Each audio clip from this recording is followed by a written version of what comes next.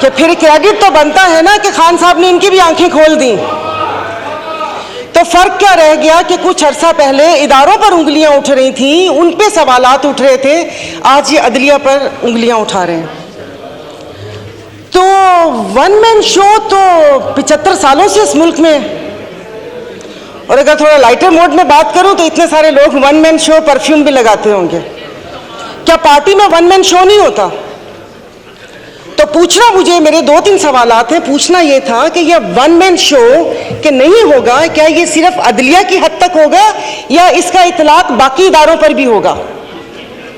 یعنی کہ آپ حالات اس نہج تک لے کر جا رہے ہیں کہ نعوذ باللہ پھر چیف آف آرمی اسٹاف بھی نہ ہو, سارے جنرل چیف ہوں, ایک ان کا فیصلہ نہیں ہوگا. معیشت تو تباہ کر دی, اب ہاتھ دھو کر اداروں کے پیچھے پڑ گئے ہیں. ان 75 سالوں میں جو باریاں لگیں ان میں ان کو خیال کسی چیز کا نہیں آیا. اب جب بات اپنے پر آئی تو پھر ان کو اداروں کی خامیاں بھی دکھنا شروع ہو گئیں. جو عوام مر رہی تھی اور جو انصاف کا جو کیا کہتے ہیں کتنے نمبر پر چلا گیا, کہاں سے کہاں تک, تب خیال نہیں آیا. لیکن وہ کہتے ہیں نا کہ جب اپنے پاؤں جلے تو پھر اداروں کے اوپر آ گئے. اور اس وقت سے مجھے صرف ایک بات پوچھنی ہے کہ یہ جو ایوان ہے یہ عوام کا ایوان ہے یا ان کے مسائل حل کرنے کی جگہ ہے؟ یہ کل بھی جب یہ سپیچ ہوئی تھی آپ نے جوائنٹ سیشن بلایا تھا, میں نے کہا شاید اس بابرکت مہینے میں جو عوام سحر و افطار کی لذتوں سے محروم ہے, اس مہنگائی میں پس رہی ہے, شاید اس کی بات ہوگی.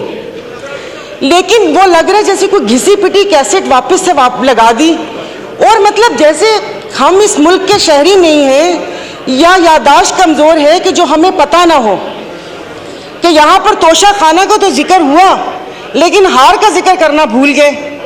جب کیس کی بات ہوئی تو آپ ان سے یہ تو پوچھیں کہ یوسف رضا گیلانی صاحب کے پٹیشن دائر کس نے کی تھی؟ وہ بھی انہوں نے کی تھی. بڑے میاں صاحب کالا کوٹ پہن کر گئے تھے. اور دوسرا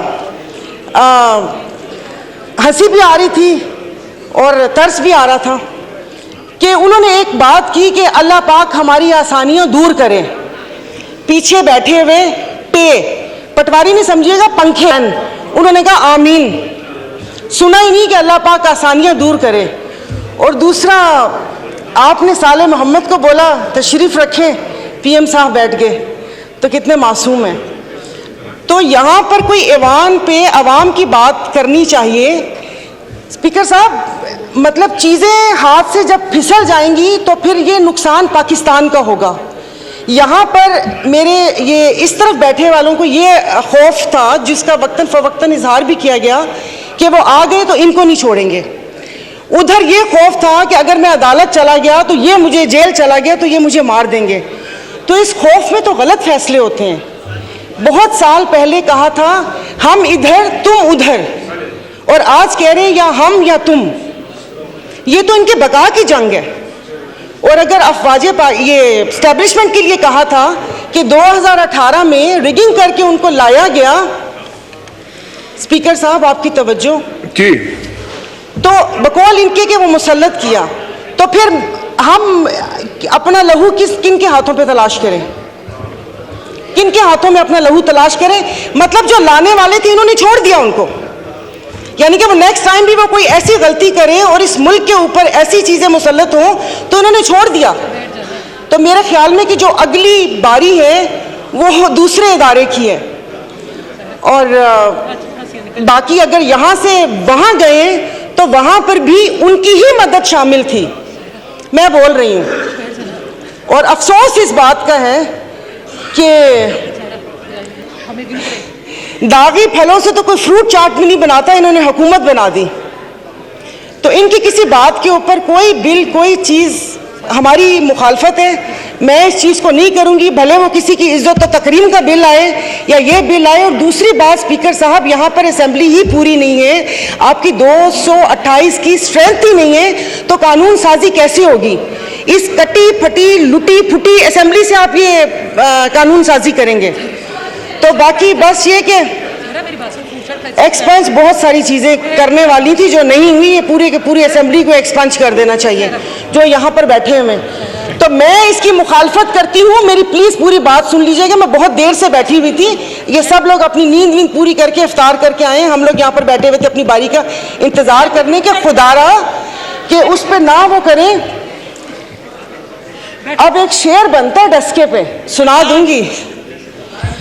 تو وہ دیکھیں, تو یہ نہ کریں کہ چیزیں ہمارے ہاتھ سے پھسل جائیں. عدلیہ ہو یا افواج پاکستان ہو, ہمارے لیے محترم ہے. جب یہاں پر سوال اٹھنا شروع ہو جائیں گے, وہ پنجابی کا شعر ہے نا کہ جتنا تے ہارنا دو الگ شیواں, اے دکھیاں نال ساڈے یکے تے نہ مارو, ان دکھیوں سے آپ اکے مار رہے ہیں.